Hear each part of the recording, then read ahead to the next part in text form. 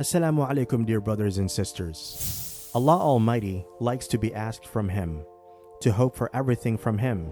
Prayer is an expression of our love for Allah, a sign of our obedience to His glory, a manifestation of our trust and confidence in His knowledge, power, and grace, and in His nature. Allah has promised to accept our prayers, but we see that sometimes our prayers are not accepted due to many reasons. Dua should be asked with full faith and confidence of acceptance. The Prophet Muhammad ﷺ has told us many du'as for this purpose.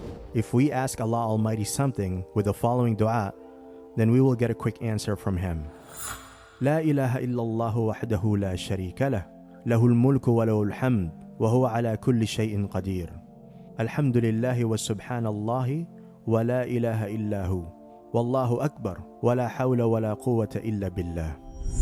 None has the right to be worshipped but Allah. He is the only one and has no partners. For Him is the kingdom, and all the praises are due for Him. He is omnipotent.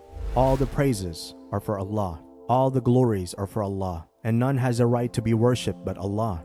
And Allah is great, and there is neither might nor power except with Allah.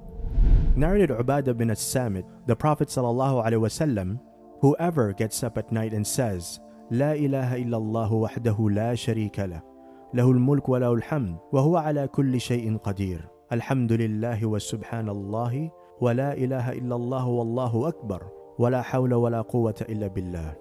And then says, Allahumma ghfirli, O Allah, forgive me, or invokes Allah, he will be responded to, and if he performs ablution and prays, his prayer will be accepted.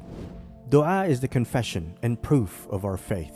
We should ask Allah our needs with the proven methods and du'as that the Prophet, peace be upon him, has taught us. In this way, we can get an answer from Allah Almighty faster. So we should try to ask only from Allah Almighty.